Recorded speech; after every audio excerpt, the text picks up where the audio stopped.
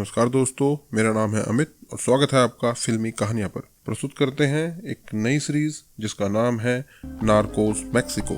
इसके अब तक 3 सीजन आए हैं। पहले सीजन का प्रीमियर 16 नवंबर 2018 में नेटफ्लिक्स पर हुआ था, जिसकी IMDb रेटिंग थी 8.4। यह सीरीज मैक्सिको के ड्रग व्यापार पर आधारित है। 1980 के दशक में ग्वाडलाजारा कार्टेल के निर्माण और उत्थान की कहानी कहती है। हालांकि कई घटनाएं और पात्र सच्चे इतिहास पर आधारित हैं, लेकिन कहानी कहने के लिए थोड़ी छूट ली गई है। जिन लोगों को सच्चे इतिहास पर आधारित कहानियां या ड्रग कार्टेल और माफिया से संबंधित कहानियां अच्छी लगती हैं, उनको ये बहुत पसंद आएगी। पहले एपिसोड की शुरुआत होती है एक आवाज के साथ, जिसमें दिखाया जाता है कि कुछ लोग जो किसी व्यक्ति का अपहरण कर ले जा रहे हैं। वह आवाज बताती है कि कैसे लोग भूल जाना चाहते हैं कि इतिहास में क्या हुआ है। इतिहास के काले अध्याय को लोग भूल जाना चाहते हैं, सोचते हैं जैसे कुछ हुआ ही नहीं है। और फिर उस आदमी का चेहरा दिखाया जाता है, और वह आदमी है किकी कामरेना, एक DEA एजेंट। और फिर बताया जाता है कि अमेरिका में यदि 70 के दशक में कोई व्यक्ति भांग का सेवन करता है तो उसका संबंध सिनालोआ मैक्सिको से जरूर है। फिर दिखाया जाता है कि सिनालोआ में भांग की खेती बड़े स्तर पर की जा रही है, और वहां पर सभी किसान और उनके परिवार सिर्फ भांग की खेती कर रहे हैं। तभी दिखाया जाता है कि एक व्यक्ति बाइक पर एक बूढ़े व्यक्ति के पास आता है। उसका नाम राफा क्विंटेरो है। वहां पर एक छोटी लड़की भी है। वह बूढ़ा व्यक्ति उस छोटे बच्चे की तारीफ करता है और बताता है कि ये बहुत अच्छे से भांग के बारे में सीख रही है। और राफा, जो उसका पुराना शिष्य है, वह ग्रीन हाउस के अंदर एक विशेष प्रकार की भांग उगा रहा है, किसी फ्लोरिस्ट की तरह। तो मतलब यहाँ पे ये दिखाया जा रहा है कि सिनालोआ में लोग अपना खेती कर रहे हैं भांग की, और अपने बच्चों को भी आगे सिखा रहे हैं। तभी कुछ गाड़ियां आती दिखती हैं जिसमें मैक्सिकन फौज होती है। राफा बाइक लेकर भागता है और बूढ़े व्यक्ति को फौज पकड़ लेती है। बैकग्राउंड में आवाज में बताया जाता है कि जब मैक्सिकन गवर्नमेंट को सिनालोआ के ड्रग व्यापार के बारे में पता चला, और उन्हें पता चला कि किसान बहुत पैसा कमा रहे हैं, तो उन्होंने फौज भेजकर सारे खेतों को जलवा दिया और ड्रग्स ट्रैफिकर को पकड़ लिया। तभी बहुत सारे लोगों को दिखाया जाता है कि वो कुछ लोग चर्च की तरफ दौड़ रहे हैं, और राफा भी चर्च के अंदर घुस जाता है। फौज भी वहां पहुंच जाती है। वह उसको बाहर आने के लिए बोलती है, लेकिन वह बाहर नहीं आता। तभी लोकल पुलिस की ड्रेस पहने एक व्यक्ति आता है, जिसका नाम मिगेल फिलिक्स गैलार्डो है, और वह फौज के सामने राफा को गिरफ्तार कर फौज से बचा लेता है। वह उसे अपने साथ गाड़ी से ले जाता है, और उसके बाद दिखाया जाता है कि फिलिक्स गाड़ी से राफा को लेकर एक घर पहुंचता है। दिखाया जाता है कि पूरा घर तहस नहस किया हुआ है, और वहां पर एक ग्रीन हाउस भी था जिसको भी तोड़ दिया गया है। मिगेल छुपे हुए तहखाने को खोलता है, और उसमें से उसके 2 बच्चे और पत्नी बाहर आते हैं। जब फौज आई थी तो वह इसके अंदर छुप गए थे। तभी राफा भी अंदर आता है, और तब हमें पता चलता है कि राफा है फिलिक्स का भाई है, और ये ग्रीन हाउस उसी का है जिसमें वह एक विशेष प्रकार की भांग उगा रहा था। राफा बहुत दुखी होता है, उसकी सारी मेहनत खराब हो चुकी है। लेकिन तभी फिलिक्स की पत्नी मारिया राफा को बताती है कि मैंने कुछ भांग को बचा लिया है जो तहखाने में है।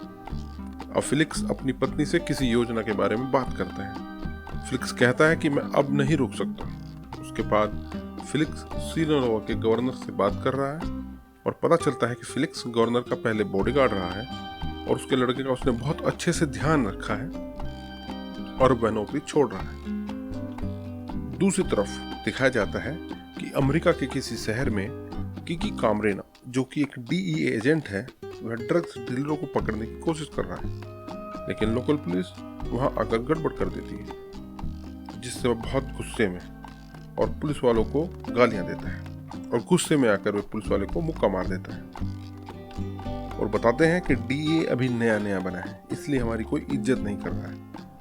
वह अपने ऑफिसर से मियामी में अपने ट्रांसफर के लिए बोलता है, लेकिन उसका ट्रांसफर ग्वाडलाजारा मैक्सिको में कर दिया जाता है। उसके बाद दिखाया जाता है कि फिलिक्स सिनालोआ में ड्रग पेड्रो के घर पर हो रही एक ड्रग डीलरों की मीटिंग में जाता है, जहां पर सिनालोआ के सभी छोटे बड़े ड्रग डीलर आए होते हैं।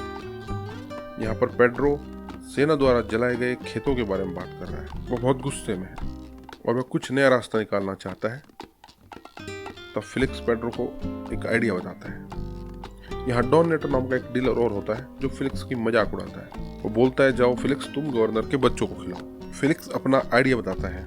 वह कहता है कि हमें अपना बिजनेस यहाँ से बाहर शिफ्ट करना चाहिए, क्योंकि यहाँ पर इतना कुछ हो गया लेकिन अखबार में एक लाइन तक नहीं आई। हमें अपना बिजनेस ग्वाडलेहारा में शिफ्ट करना चाहिए। वहाँ बहुत बड़े बड़े बिजनेस हैं, फैंसी लोग हैं, मीडिया है। वहाँ आर्मी ऐसी कोई कार्रवाई नहीं कर सकती।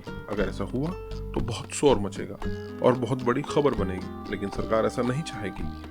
पेड्रो कहता है कि ग्वाडलेहारा में ड्रग्स का बिजनेस नरेंजो ब्रदर्स चलाते हैं, वे हमें वहाँ क्यों घुसने देंगे। फिलिक्स पेड्रो को समझाता है कि वह उनसे समझौता करेगा और डॉन नेटो को साथ लेकर ग्वाडलेहारा की तरफ निकल जाता है। इधर किकी कामरेना अपनी गर्भवती पत्नी और छोटे लड़के के साथ ग्वाडलेहारा में आ जाता है। उधर दूसरी तरफ फिलिक्स, नेटो और राफा ग्वाडलेहारा पहुंचते हैं।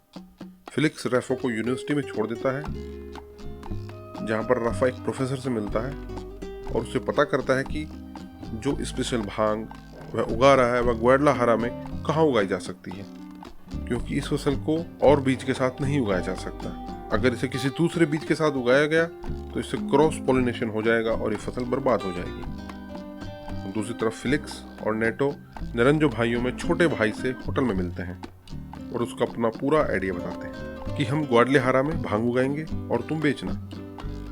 लेकिन नरेंजो भाई उसकी बात को नहीं मानता है और फिलिक्स को कुछ गलत बातें बोलता है। फिलिक्स को गुस्सा आ जाता है और उसको वो वहीं पर गोली मार देता है। नेटो घबराकर वहां से भाग जाता है। तभी राफा भी वहां आ जाता है और फिलिक्स को नक्शे में कुछ जगह दिखाता है और कहता है कि प्रोफेसर ने बताया है कि वह जगह यहाँ से थोड़ी ही दूर है जहाँ पर हम भांग उगा सकते हैं। उधर दिखाया जाता है कि कामरेना ग्वाडलेहारा में अपने ऑफिस पहुंचता है और अपने सीनियर हैमी से मिलता है। हैमी उसे बताता है कि यहाँ हमारे पास ज़्यादा पावर नहीं है, हम बस सूचना इकट्ठी करके आगे भेजते हैं, हम किसी को गिरफ्तार नहीं कर सकते हैं। कामरेना निराश होता है। हैमी उसे शाम को बार में आने के लिए कहता है ताकि उसकी मुलाकात कुछ लोकल लोगों से करा सके। उधर दिखाते हैं कि फिलिक्स और राफा दोनों वहीं होटल में बैठे हैं और लाश भी वहीं पड़ी हुई है, वे कहीं भागे नहीं हैं। तभी वहाँ डीएफएस के लोग आते हैं और इन लोगों को गिरफ्तार कर लेते हैं। नेटो को भी पकड़ लिया जाता है। इन सबको गिरफ्तार कर पुलिस वाले गाड़ी से जा रहे होते हैं तो फिलिक्स उन पुलिस वालों से बताता है कि जब वह पुलिस में था तब सिनोलाओ में उसने एक व्यक्ति को चोरी करते हुए पकड़ा था और उसे मैंने छोड़ दिया था। वह व्यक्ति अल अजुल का भाई था। सारे पुलिस वाले चौंक जाते हैं। अल अजुल डीएफएस का सीनियर ऑफिसर है और वह उन तीनों को अल अजुल के पास किसी गुप्त अड्डे पर लाते हैं। दूसरी तरफ कामरेना को बार में दिखाते हैं जहां सभी पुलिस वाले दारू पी रहे हैं और डीईए उनके लिए दारू खरीद रही है ताकि पुलिस वाले दारू पीकर कुछ बता दें। कामरेना को एक लोकल पुलिस वाला बताता है कि मेक्सिको में म्युनिसिपल पुलिस, स्टेट पुलिस और फेडरल पुलिस 3 स्तर की पुलिस है। फेडरल पुलिस, जिसको डीएफएस भी बोलते हैं, ये सबसे ऊपर के स्तर पर है। दूसरी तरफ फिलिक्स, राफा और नेटो को डीएफएस के लोग अल अजुल के पास लाए होते हैं। वहां अल अजुल बताता है कि उसका कोई भाई नहीं है। तब फिलिक्स अजुल को प्रपोजल देता है कि हमारे पास एक ऐसी किस्म है भांग की जिससे ज्यादा नशा होगा, उसमें ज्यादा प्रॉफिट होगा, हम मिल के काम करते हैं। तभी वहां नरेंजो भाइयों में बड़ा भाई आ जाता है और वह फिलिक्स को मारना चाहता है, लेकिन अल अजुल नरेंजो ब्रदर्स को मार देता है और फिलिक्स के साथ पार्टनरशिप कर लेता है। उधर बार में अल अजुल के पहुंचने पर हैमी कामरेना को बताता है कि अल अजुल डीएफएस का सीनियर ऑफिसर है और हम डीएफएस के काम में कोई दखल नहीं देते हैं और न ही वह हमारे काम में देते हैं। उनसे डील सीधे सीआईए करती है। कामरेना इससे बहुत नाखुश होता है। दूसरी तरफ फिलिक्स, राफा और नेटो एक रेगिस्तान में पहुंच जाते हैं और वहां पहुंचकर फिलिक्स बताता है कि हम यहाँ पर अपनी भांग पैदा करेंगे, मैं यहाँ अपना अलग एम्पायर खड़ा करूंगा। और उसी के साथ पहला एपिसोड खत्म होता है। दोस्तों, यह एपिसोड आपको कैसा लगा प्लीज़ कमेंट करें और अगला एपिसोड देखने के लिए चैनल को सब्सक्राइब करें, लाइक करें और शेयर करें। धन्यवाद।